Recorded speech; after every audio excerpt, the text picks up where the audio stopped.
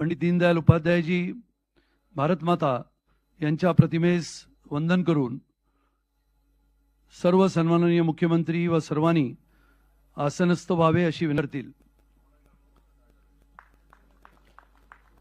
राष्ट्र निर्माणाची तपपूर्ती विशेष संग्रहाय अंक प्रकाशन 16 या आजच्या कार्यक्रमाच्या निमित्ताने सन्माननीय मुख्यमंत्र्यांचं स्वागत प्रदेशाचे अध्यक्ष यांनी केलं.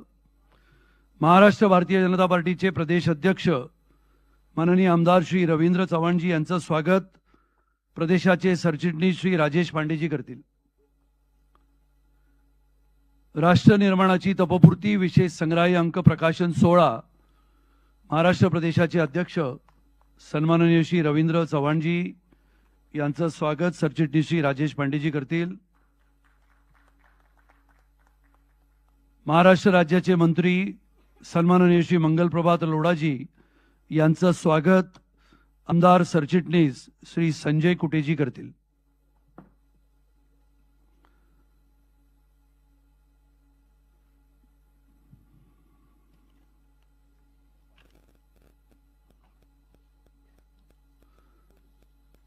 सन्माननीय मुंबईचे अध्यक्ष आमदार श्री अमितजी साटम यांचं स्वागत सन्माननीय आमदार श्री निरंजन डावखरे करतील.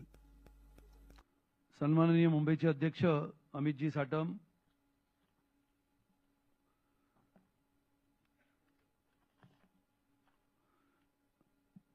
राष्ट्र निर्माणाची तपपूर्ती या विशेष संग्रहाय अंकाचा प्रकाशन सोहळ्याच्या कार्यक्रमाला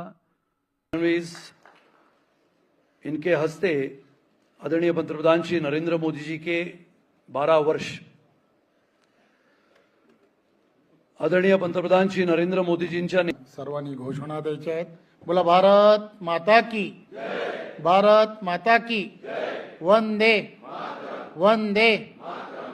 खरं तर देशाचे पंतप्रधान नरेंद्र मोदीजी यांच्या नेतृत्वामध्ये त्यांनी राष्ट्र परमवैभवाच्या दिशेने घेऊन जात असताना भारत माता की जय हा जो ही जी घोषणा आहे की हा मंत्र आहे, हा मंत्र जेव्हा जेव्हा कोणीतरी एखादं छोटं बाळ की जे नुकतं जन्माला आलंय, जे आई आणि बाबा असं म्हणायला सुरुवात करत आहे, त्याच्या कानावरती सुद्धा जेव्हा भारत माता की असा जेव्हा शब्द येईल तेव्हा त्यांनी सुद्धा दोन्ही हात उंच करून जय म्हटलं पाहिजे. ही भावना आदरणीय पंतप्रधान नरेंद्र मोदीजी यांनी या पूर्णच्या पूर्ण 12 वर्षामध्ये तयार करण्याचं काम केलंय. प्रत्येक क्षेत्र आणि या प्रत्येक क्षेत्रामध्ये काम करत असताना देशाला एक वेगळी दिशा कशी देता येईल, जगाच्या समोर भारत देशाला एक विश्वामधला असणारा सर्वश्रेष्ठ देश म्हणून नावारूपाला कसा येईल या दृष्टिकोनातून जे जे करता येऊ शकतं ते करण्याचा प्रयत्न हा आदरणीय पंतप्रधानांनी केला. विशेष म्हणजे काय तर एक मानसिकता बदलण्याचं काम सुद्धा हे आदरणीय पंतप्रधान नरेंद्र मोदीजींनी केलं.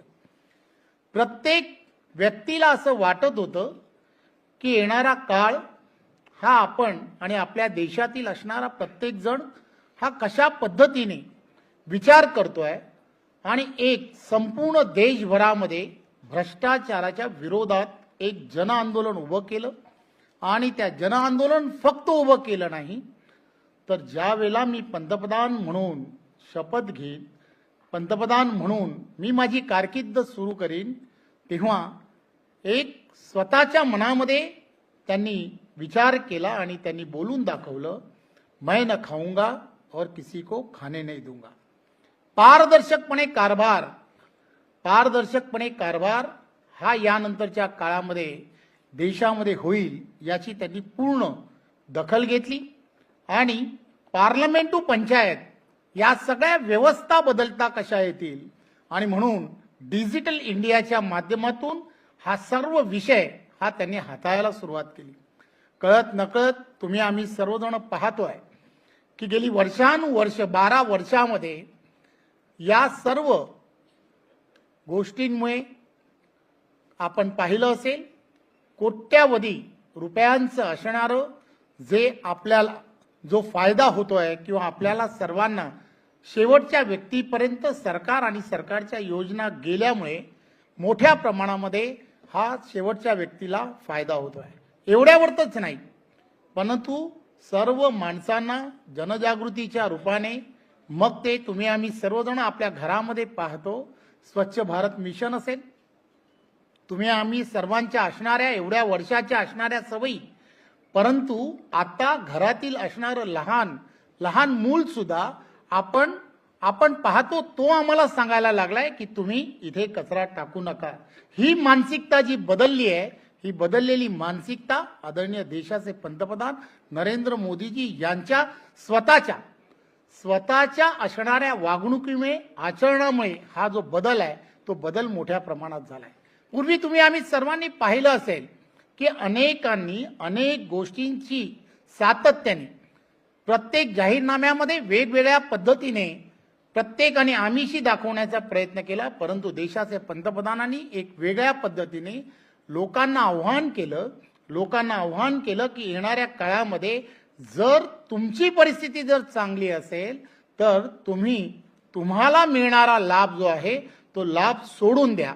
आणि आपण पाहिलं असेल की एलपीजी सारख्या अशा असणाऱ्या जेवढे असणारे लाभार्थी त्यामध्ये होते, गॅसमधले असणारे लाभार्थी डीव्ही टपच्या माध्यमातून लोकांनी नाही करोडो लोकांनी स्वतःचे असणारे मिळणारा लाभ जो आहे तो लाभ सोडण्याचं काम केलं. ही जी मानसिकता बदलण्याचं काम, देशाला एक दिशा देण्याचं काम हे सातत्याने देवेंद्र फडणवीसजी असतील किंवा आदरणीय पंतप्रधान नरेंद्र मोदीजी यांच्या नेतृत्वातलं सरकार हे सातत्याने करत आहे. वेगवेगळ्या पद्धतीने काम केलंय आणि हे काम जर आपल्याला सामान्य लोकांपर्यंत पोहोचवलं पाहिजे, राष्ट्र निर्माणाची असणारी ही प्रक्रिया की जी सातत्याने सुरू आहे ही लोकांपर्यंत पोहोचवणं अत्यंत गरजेचं आहे. हे फार गरजेचं काम करणं गरजेचं आहे. फक्त जमिनीवरतीच नाही तर अवकाशात सुद्धा ज्या पद्धतीने त्यांनी एक वेगळ्या पद्धतीने पाऊल उचललं, सरकारच्या असणाऱ्या त्यामधली असणारी मोनोपॉली ही त्यांनी काढली आणि त्यामध्ये सुद्धा खाजगी पद्धतीने आपल्याला काम करता येऊ शकतं. आणि आज आपण पाहतो की अवकाशामध्ये सुद्धा आपल्या देशाला एक वेगळ्या पद्धतीने एक वेगळा प्लॅटफॉर्म तयार करून आज जगामध्ये इतर देशांपेक्षा आपण पुढे मोठे व्हायला लागलोय, हे आपण सर्वजण पाहतो.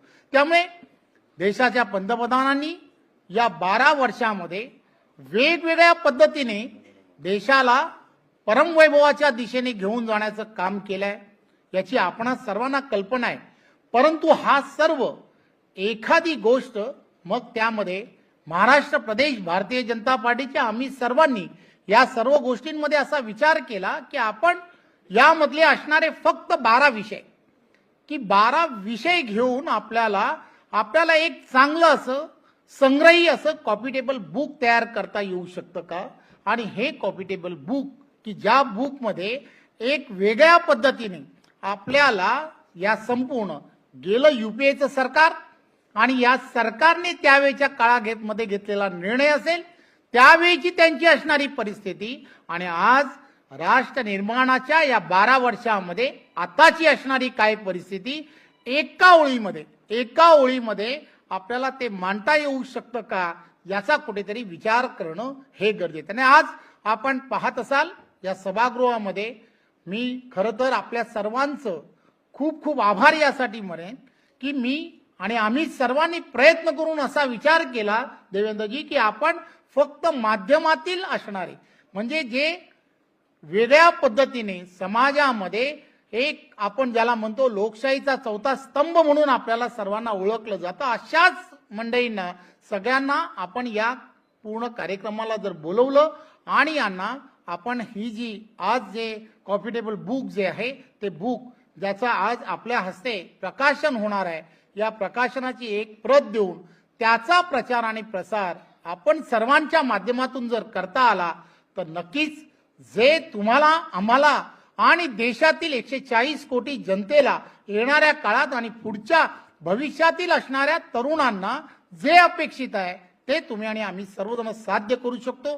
आपण सर्वजण या कार्यक्रमाच्या निमित्ताने आपला अमूल्य वेळ की जो आपण सर्वांनी या कार्यक्रमाला दिला त्याबद्दल मी आपणा सर्वांचं मनपूर्वक धन्यवाद देतो. मदत करूया. हिंदवी स्वराज्याचे सरसंस्थापक छत्रपती शिवरायांना मानाचा मुजरा करतो. भारतीय राज्यघटनेचे शिल्पकार भारतरत्न डॉक्टर बाबासाहेब आंबेडकर यांना मानवंदना अर्पित करतो. राष्ट्र निर्माणाची तपपूर्ती या मोदीजींच्या कार्यकाळाला 12 वर्ष पूर्ण झाल्यानंतर त्यांच्या कार्यावर प्रकाश टाकणारी ही जी काही एक हे कॉफी टेबल बुक आहे, पुस्तिका आहे, याच्या प्रकाशन प्रसंगी मंचावर उपस्थित असलेले ज्यांच्या संकल्पनेतून हे कॉफी टेबल बुक तयार झालं ते महाराष्ट्राचे भारतीय जनता पक्षाचे अध्यक्ष माननीय रवींद्र चव्हाणजी, मंत्री मंगलप्रभात लोढाजी, मुंबईचे अध्यक्ष अमित साटमजी, आमदार निरंजन डावखरेजी, योगेश सागरजी, संजय कुटेजी, सुनील राणेजी, राजेश पांडेजी,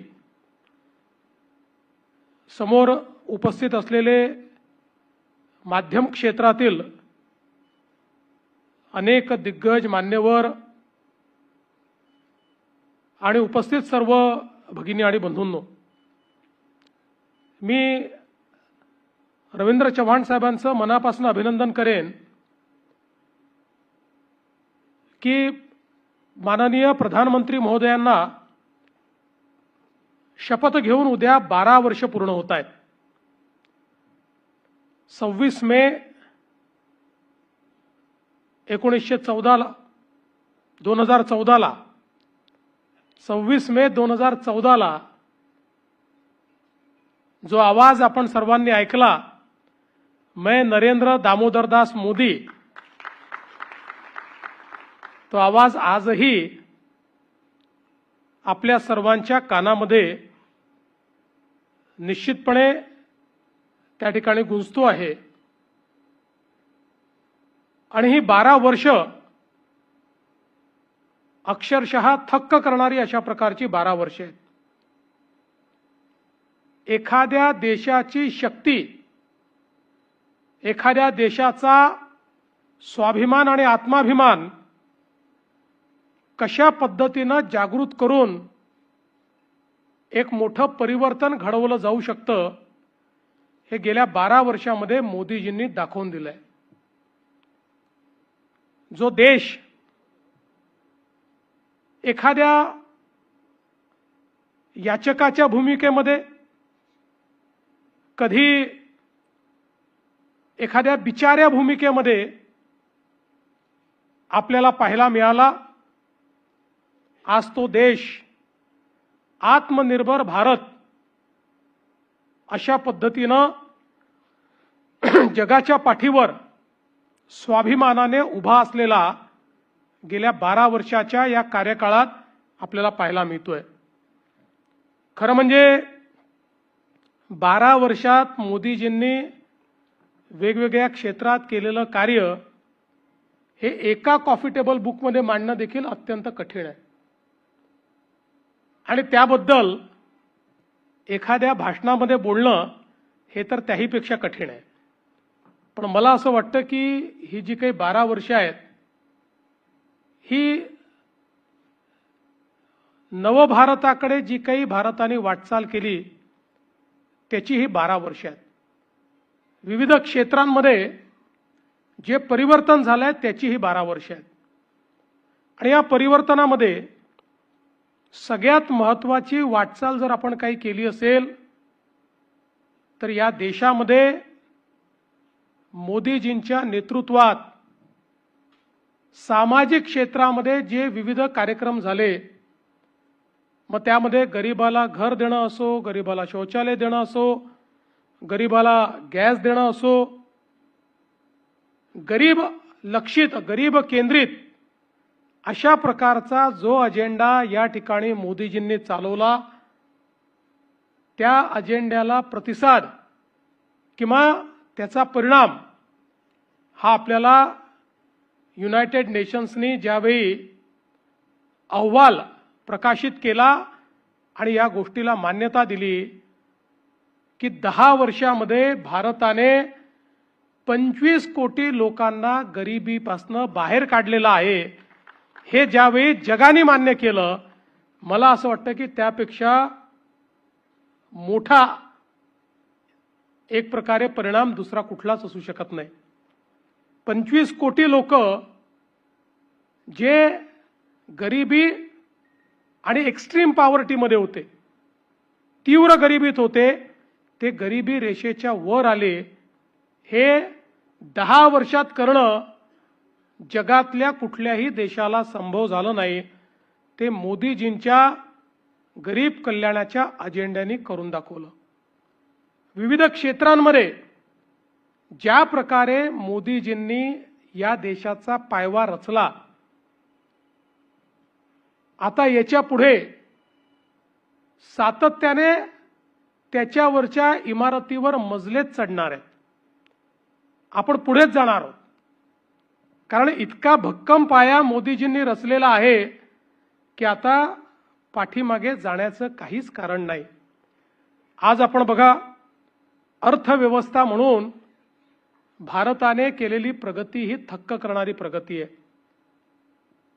आपल्या भारताचा GDP जो 2013-14 साली 103 लाख कोटी होता, आज तो GDP 357 लाख कोटीपर्यंत पोहोचलाय. म्हणजे 10 वर्षामध्ये 3 पटीने आपला GDP या ठिकाणी वाढलेला आहे. महाराष्ट्राचाच आपण विचार केला तर साधारणपणे 13-14 मध्ये जो महाराष्ट्राचा GDP 13 लाख कोटीचा होता, तो आता 54 लाख कोटी रुपयांपर्यंत पोहोचलेला आहे. आणि मला असं वाटतं की ही जी काही एक प्रकारे देशाच्या अर्थव्यवस्थेची वाढ आहे, मोदीजींनी एक महत्त्वाचा शिफ्ट देशाच्या अर्थकारणात आणला. UPAच्या सरकारमध्ये मानसिकता अशी होती की आम्ही लोकांकरता योजना तयार करू आणि जे काही आहे ते अनुदानाच्या स्वरूपात लोकांना देऊ, त्याच्यावर लोकांनी जगलं पाहिजे. आम्ही नवीन संधी निर्माण करणार नाही, आम्ही देशाच्या विकासावर, देशामध्ये पायाभूत सुविधा तयार करण्यावर कोणताही खर्च करणार नाही, लोकांना आपल्यावर अवलंबित करून ठेवू, अशा प्रकारच्या मानसिकतेतून, ज्याला डोल्सची इकॉनॉमी म्हणतो, अशा प्रकारची अर्थव्यवस्था, अनुदान प्रणित अर्थव्यवस्था ही त्या काळामध्ये तयार झाली. आणि त्याचा परिणाम असा झाला की हळूहळू अर्थव्यवस्थेच्या ताणामुळे आपण संधी पण निर्माण करू शकलो नाही आणि लोकांना त्यांच्या जीवनाकरता आवश्यक काय आहे तेही देऊ शकलो नाही. परिणामतः इतक्या मोठ्या प्रमाणात देशातल्या गरिबीमध्ये एक मोठी जंप आपण 10 वर्षाच्या UPAच्या कार्यकाळात पाहिली. मोदीजींनी सांगितलं की आपल्याला अर्थव्यवस्था अशी करावी लागेल की ज्या अर्थव्यवस्थेमध्ये गुंतवणुकीच्या माध्यमातून संधी तयार होईल, त्या संधीच्या माध्यमातून देशाची अर्थव्यवस्था विस्तारित होऊन देशाच्या तिजोरीमध्ये पैसा येईल आणि आलेल्या पैशाचा उपयोग करताना गरीब कल्याणाचा अजेंडा चालवून देशातली गरिबी दूर करून गरिबालाही आपल्या पायावर उभं करण्याचं काम हे देशातलं सरकार करेल. अशा प्रकारचे एक आर्थिक नवीन विचार, जो अंत्योदयाचा विचार आहे, जो दीनदयालजींचा विचार आहे, हा विचार या ठिकाणी मांडण्याचं काम, आणि केवळ मांडण्याचं नाही तर ते प्रत्यक्षात आणण्याचं काम हे मोदीजींनी या ठिकाणी करून दाखवलं. आज आपण पाहतोय की अर्थव्यवस्थेच्या क्षेत्रामध्ये ही जी काही वाढ आहे, आज जगातली चौथी सर्वात मोठी अर्थव्यवस्था आपण झालो, लवकरच तिसरी मोठी अर्थव्यवस्था होऊ. हा जो काही विस्तार आहे हा केवळ घोषणांनी झालेला नाही, त्याच्या पाठीमागे एक मोठी विस्तृत स्ट्रॅटेजी, त्याच्या पाठीमागे विकासाचा अजेंडा हा मोदीजींनी उभा केला.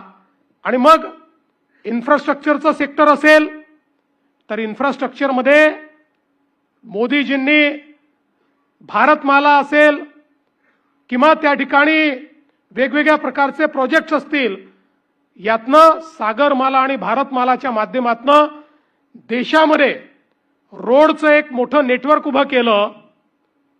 आणि इतक्या मोठ्या प्रमाणात देशामध्ये दळणवळणाची साधनं उभी केली.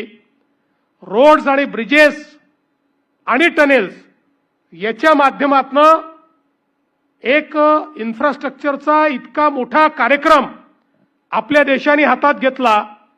आणि गतिशक्ती प्लॅटफॉर्मच्या माध्यमातून देशामध्ये लॉजिस्टिकची कॉस्ट कशी कमी करता येईल हा पहिला प्रयत्न त्यांनी हातामध्ये घेतला. आपल्याला जर विकसित अर्थव्यवस्थेकडे जायचं असेल तर लॉजिस्टिकची कॉस्ट या देशामध्ये 16% होती, ती 8% आल्याशिवाय आपण जगातल्या देशांची स्पर्धा करू शकत नाही. आणि म्हणून रोड, पोर्ट, एअरपोर्ट, रेल्वे या सगळ्या इन्फ्रास्ट्रक्चरमध्ये गुणात्मक आणि संख्यात्मक बदल आणण्याचं काम हे मोदीजींनी करून दाखवलं. आणि आज आपण पाहतोय आता 16%वरनं आपण 11%पर्यंत आलोत. हळूहळू 8%वर ज्यावेळेस आपण जाऊ त्यावेळी जगाच्या सप्लाय चेनमध्ये एक महत्वाची भूमिका हा भारत या ठिकाणी निभवेल. किंबहुना चीनशी स्पर्धा करताना आपला सगळ्यात मोठा बॉटलनेक हा लॉजिस्टिक कॉस्टचा होता, तो हळूहळू संपतोय. आणि तो 8%वर आल्यानंतर जगामध्ये सप्लाय चेन रिप्लेसमेंट हे जे चाललेलं आहे त्यात सगळ्यात महत्वाचा प्लेयर हा भारत असेल. आपल्याला माहिती आहे सीमावर्ती क्षेत्रामध्ये, काश्मीर सारख्या भागामध्ये, नॉर्थ ईस्टमध्ये जिथे लोकांनी रस्ताही पाहिला नव्हता, रेल्वेही पाहिली नव्हती, तिथे रस्तेही पोचले, रेल्वेही पोचली. किंबहुना मी ज्यावेळेस लद्दाखला गेलो होतो आणि तिथल्या नॉर्दर्न कमांडच्या कमांडिंग ऑफिसरशी चर्चा करत होतो त्यावेळी त्यांनी सांगितलं दोन सरकारमधला विचार करण्याच्या पद्धतीतली भिन्नता काय आहे. तर म्हणाले जुन्या काळातल्या सरकारला यूपीएच्या आम्ही सांगत होतो की चायनानी बॉर्डरपर्यंत इन्फ्रास्ट्रक्चर आणलेलं आहे. चायनाच्या सोबत वॉर झाला तर त्यांची मुवमेंट जी आहे, लॉजिस्टिक मुवमेंट ही ते 24 तासात करू शकतात, 48 तासात करू शकतात. आम्हाला मात्र 7-8 दिवस लागतील कारण आपलं बॉर्डर इन्फ्रास्ट्रक्चर तयार नाहीये. त्यावेळी यूपीएचं सरकार म्हणायचं की आपण जर ते केलं तर चीनला त्याचा फायदा मिळेल. आता चीनला आपल्या देशामध्ये एंट्री करून आपल्या देशात येण्याकरता रस्तेच नाहीत, ते तर बॉर्डरपर्यंतच रस्ते घेऊन आले आहेत. आपण रस्ते केले तर त्याचा फायदा चीन घेईल आणि म्हणून रस्ते करायचे नाहीत असा निर्णय त्या सरकारने केला होता. ते म्हणाले आताच्या सरकारने ज्या प्रकारे बॉर्डर इन्फ्रास्ट्रक्चर तयार केलाय, चीनला तरी 24 तास लागतील, भारत 12 तासामध्ये त्या ठिकाणी मोबिलायझेशन करू शकतो. अशा प्रकारचं काम आज भारताने केलेलं आहे. आणि म्हणून एकीकडे इन्फ्रास्ट्रक्चर बॉटलनेक्स दूर केले. आज वाढवणसारखं बंदर जे आपण तयार करतोय, देशातलं सगळ्यात मोठं बंदर जेएनपीटी, देशाचं 60-65% कंटेनर ट्रॅफिक जे हँडल करतं, हे जेएनपीटीचं देशातलं सगळ्यात मोठं बंदर जगातल्या पहिल्या 30 बंदरांमध्ये देखील येत नाही. आजही आपण बघा जगामध्ये आर्थिक सुपर पॉवर तेच आहेत ज्यांच्याकडे मॅरीटाईम पॉवर आहे. सामुद्रिक व्यापार हा ज्यांच्याकडे आहे तेच जगावर आजही इकॉनॉमिकली राज्य करतायत.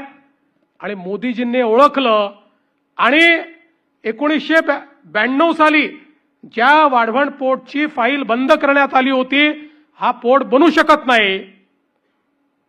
आपलं सरकार आल्यानंतर आपण ती फाईल उघडली त्या संदर्भातले बॉटलनेक्स दूर केले आणि माननीय मोदीजींनी त्या ठिकाणी देशातला सगळ्यात मोठा पोर्ट, JNPT पेक्षा 3 पट मोठा पोर्ट, आणि ज्या दिवशी तयार होईल त्या दिवशी जगातल्या पहिल्या 10 पोर्ट मधला पोर्ट अशा पद्धतीनं वाढवणचं बंदर हे आपण तयार करतोय. एकटं वाढवणचं बंदर मॅरीटाईम पॉवर म्हणून 30 वर्ष आपल्याला पुढे नेणार आहे. अशा पद्धतीचं काम आज इन्फ्रास्ट्रक्चरच्या क्षेत्रात होत आहे. आपण बघतोय रेल्वे बदललेली आहे. मी परवा वंदे भारत ट्रेननी शिर्डीला गेलो. जगातल्या अनेक ट्रेन्समध्ये मी देखील बसलेलो आहे.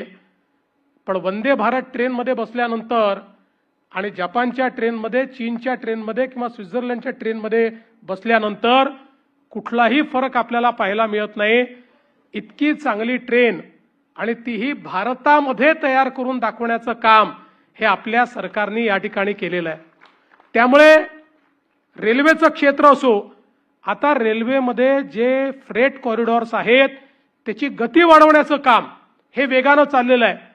जी गती 10, 12, 15 किलोमीटर ॲव्हरेज याची ती आता 25 पर्यंत पोहोचली आहे, 35 पर्यंत पोहोचते आहे, ती 50 पर्यंत पोहोचली तर आपल्या ट्रान्सपोर्टेशनच्या कॉस्टमध्ये खूप मोठ्या प्रमाणात फरक पडेल.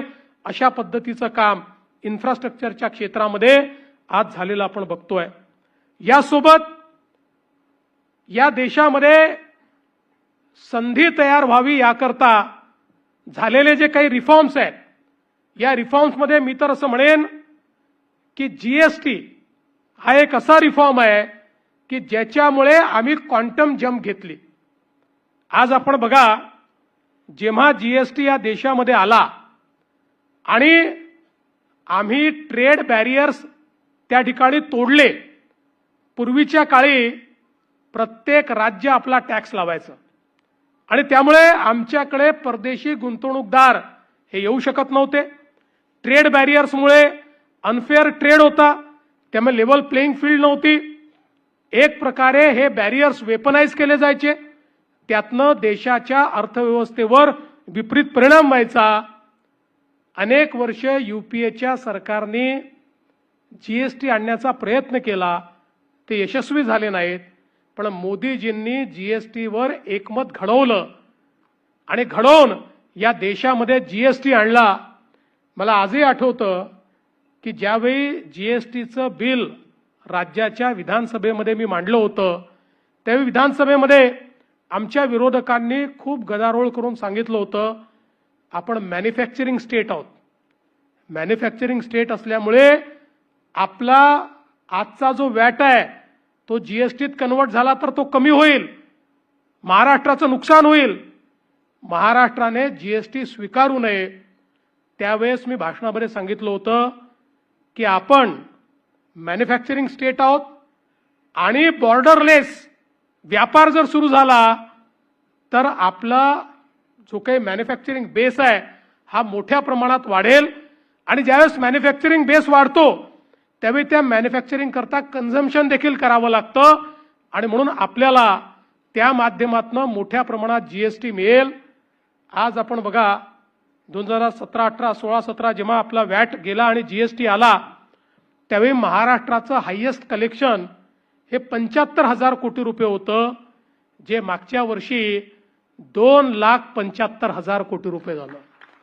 आणि आत्ताच परवा आपण बघितलं असेल की GSTचे आकडे घोषित झाले. या आकड्यांमध्ये आपल्या नंतरची जी दोन्ही राज्य आहेत, 2 नंबर आणि 3 नंबर, ती दोन्ही राज्यांना एकत्रित केलं तरी देखील महाराष्ट्राचा GST जास्त आहे. आणि एक क्वांटम जंप आपण त्या ठिकाणी घेतली GSTमुळे. आणि सगळ्यात महत्वाचं की त्या काळामध्ये सगळे असं म्हणायचे की GST फेल होणार आणि त्याचं कारण ते सांगायचे. 20-25 देशाचा त्या ठिकाणी अनुभव सांगितला जायचा, या देशात फेल झाला, त्या देशात फेल झाला. पण मोदीजींनी GST तयार करताना या देशातली सगळ्यात मोठी क्रांती जर काही केली असेल तर GSTNचं नेटवर्क हे डिजिटल इंडियामधलं एक असं क्रांतिकारी पाऊल आहे. एक अशी ही मी तर असं म्हणेन की जादुई नेटवर्क आहे की ज्याच्यामुळे आज बघा जीएसटीएन मध्ये जीएसटी भरणाऱ्यांचा बेस, व्हॅट भरणारे जे लोक होते त्याच्यापेक्षा 5 पट लोक वाढले. पण जीएसटीएन मुळे सीमलेसली कुठलंही त्या ठिकाणी ह्युमन इंटरव्हेन्शन न करता आज जीएसटी भरता येतोय. आणि नेटवर्क असं आहे की त्या नेटवर्कमध्ये जीएसटी भरल्यानंतर केंद्राचे पैसे थेट केंद्राला जातात, राज्याचे पैसे थेट राज्याला येतात. कुठेही केंद्र आणि राज्य एकमेकावर अवलंबून नाही अशा पद्धतीनं जीएसटीएनचं नेटवर्क हे त्या ठिकाणी तयार करण्यात आलं. आणि म्हणून आज भारत हा या जीएसटीमुळे एक सिंगल बाजारपेठ झाल्याबरोबर मोठ्या प्रमाणात परदेशी गुंतवणूक सुरू झाली. अर्थात त्याचाही फायदा महाराष्ट्राला सर्वात जास्त झाला, कारण देशात परदेशी गुंतवणूक तर 5-7 पटींनी वाढली, पण येणाऱ्या गुंतवणुकीपैकी 40% गुंतवणूक ही एकट्या आपल्या महाराष्ट्रात यायला लागली. त्याचा सगळ्यात मोठा फायदा आणि बेनिफिशरी आपला महाराष्ट्र आहे. आणि म्हणूनच आपण जर बघितलं तर डिजिटल इकॉनॉमीमध्ये भारताने जे पाऊल ठेवलं, यूपीआय हे आपल्या डिजिटायझेशनचं एक दुसरं आश्चर्य आहे. यूपीआय ज्या प्रकारे पेमेंट गेटवे भारताने तयार केला, जगातल्या मोठ्या मोठ्या देशांनी आश्चर्याने तोंडात बोट घातलं. आणि जगातले किमान 25 देश असे आहेत की जे आता यूपीआय वापरतात, त्यांचा पेमेंट गेटवे हा यूपीआय आहे. मी आता ज्यावेळेस डावोसला गेलो होतो तर डावोसमध्ये त्या ठिकाणी त्यांनी 9 देशांच्या आर्टिफिशियल इंटेलिजन्स मिनिस्टरची एक कॉन्फरन्स केली आणि मला देखील एक चीफ मिनिस्टर म्हणून त्या ठिकाणी बोलवलं. आणि त्या ठिकाणी ज्यावेळेस आम्ही चर्चा करत होतो त्यावेळी ब्राझीलच्या आर्टिफिशियल इंटेलिजन्सच्या एआय मिनिस्टर होत्या, त्या ब्राझीलच्या अर्थमंत्री देखील होत्या. त्यांनी त्या ठिकाणी सांगितलं की आता आम्ही कंप्लीट डिजिटल अशा पद्धतीच्या इकॉनॉमीकडे चाललो आहोत. आणि या डिजिटल इकॉनॉमीमध्ये जात असताना आम्ही भारताचा यूपीआय स्वीकारलाय आणि त्याच्यामुळे आमची डिजिटल इकॉनॉमी चांगल्या पद्धतीनं प्रोसेड होते आहे. त्यावेळी मला इतका अभिमान वाटला की आपल्या मोदीजींनी एक अशी गोष्ट तयार केली की ब्राझील सारखा देश, जगातले मोठे मोठे देश हे या ठिकाणी आज आपला यूपीआय स्वीकारतायत. आणि याच्यामुळे आपल्या देशातल्या डिलिव्हरी सिस्टीममध्ये म्हणजे आपल्याला कल्पना आहे, राजीव गांधी म्हणाले होते 1 रुपया दिल्लीतनं पाठवतो तर केवळ 15 पैसे शेवटच्या माणसापर्यंत पोहोचतात. कारण आपली डिलिव्हरी सिस्टीम अशी होती जी व्यक्ती केंद्रित नव्हती, ती त्या ठिकाणी जी व्यवस्था आहे ती व्यवस्था केंद्रित होती. व्यवस्थेतल्या प्रत्येक माणसाला त्यातनं आपला शेअर काढून घेता येत होता आणि त्यामुळे शेवटच्या माणसाला 15 पैसेच मिळायचे.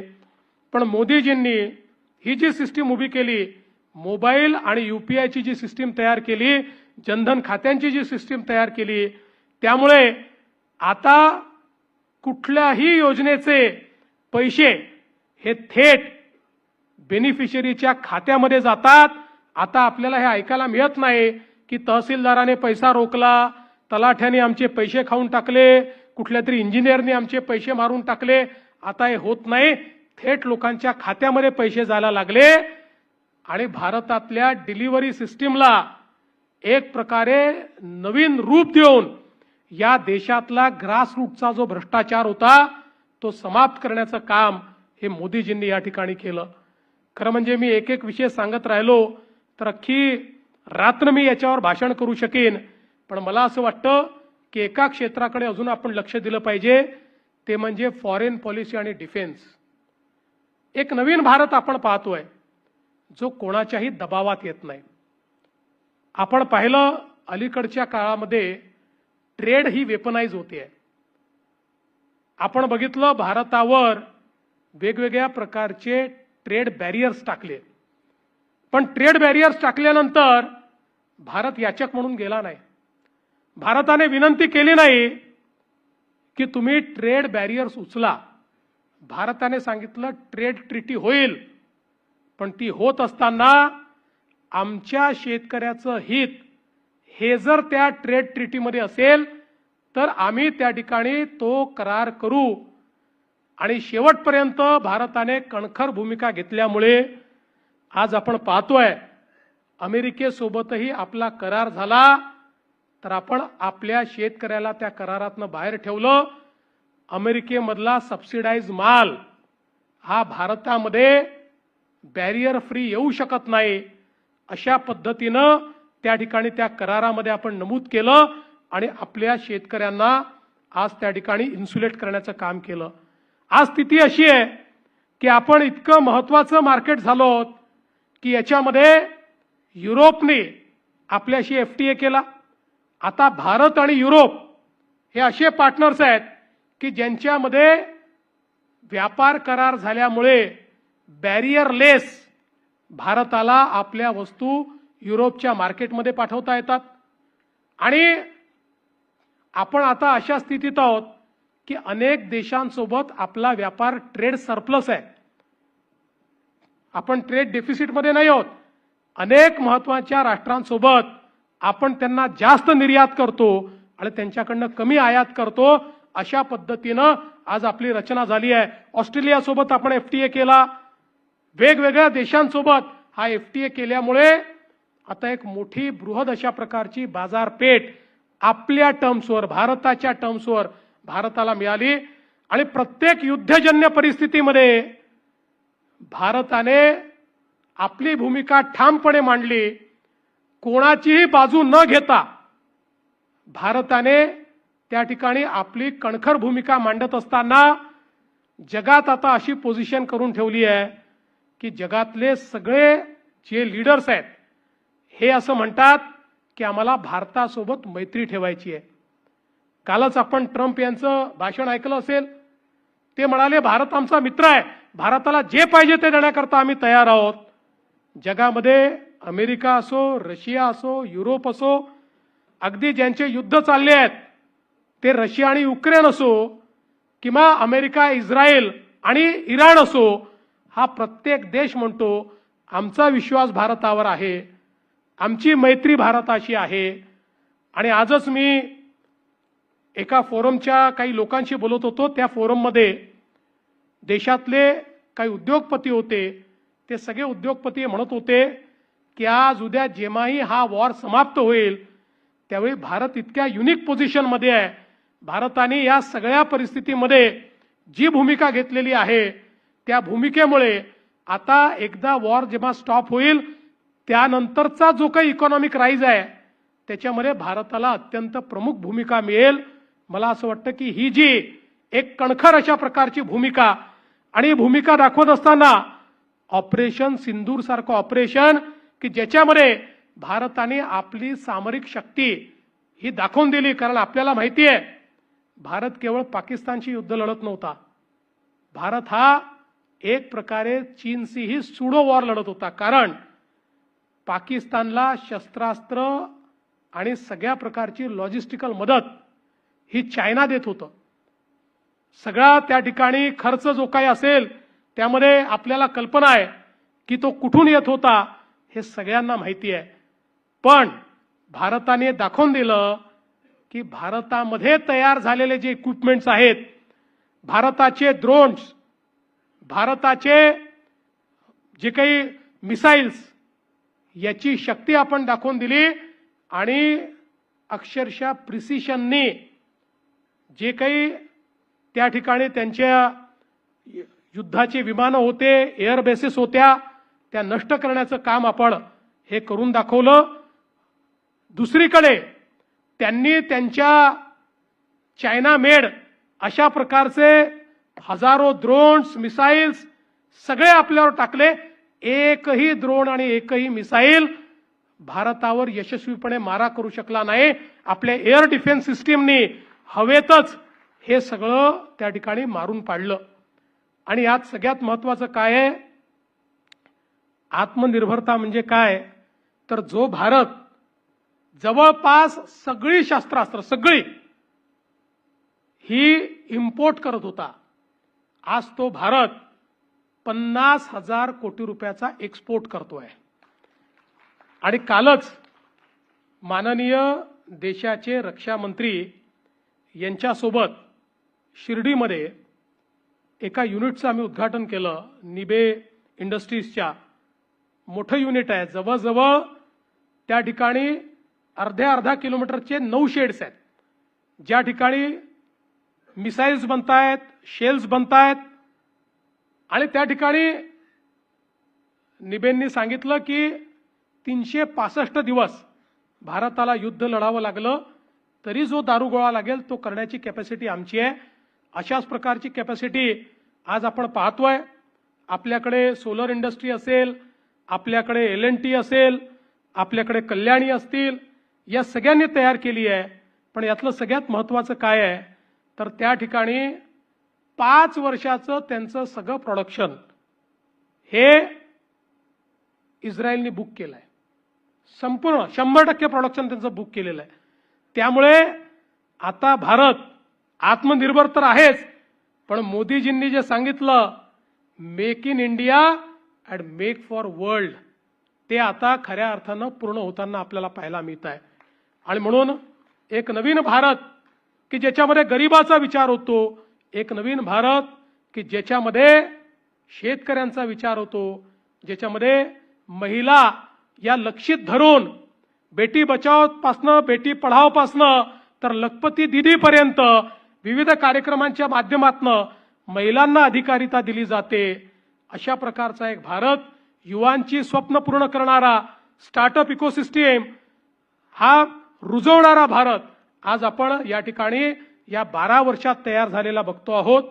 आणि म्हणूनच मला असं वाटतं की ही जी तपपूर्ती आहे, या तपपूर्तीच्या निमित्ताने रवींद्र चव्हाणजींनी हे जे काही कॉफी टेबल बुक या ठिकाणी प्रकाशित केलं आहे, यामध्ये मेजर हायलाइट्स हे आपण आणण्याचा प्रयत्न केलेला आहे. आणि विशेषतः मला आनंद आहे की ज्यांचं म्हणणं हे महाराष्ट्रातले लोक ऐकतात अशा अनेक लोक माध्यम क्षेत्रातले हे आपण या ठिकाणी बोलवलेले आहेत. हा संपूर्ण विषय जे अँप्लिफाय करू शकतात अशा पद्धतीची मंडळी या ठिकाणी सगळी आलेली आहेत. त्यामुळे मला विश्वास आहे की आपल्या सर्वांच्या माध्यमातून भारताची ही वाटचाल ही आपण जनाजनापर्यंत पोहोचवण्याचा प्रयत्न कराल. मी आपल्या सर्वांचे मनापासून आभार मानतो. माननीय रवींद्र चव्हाणजींचे मनापासून अभिनंदन करतो आणि माझं बोलणं संपवतो. जय हिंद, जय महाराष्ट्र.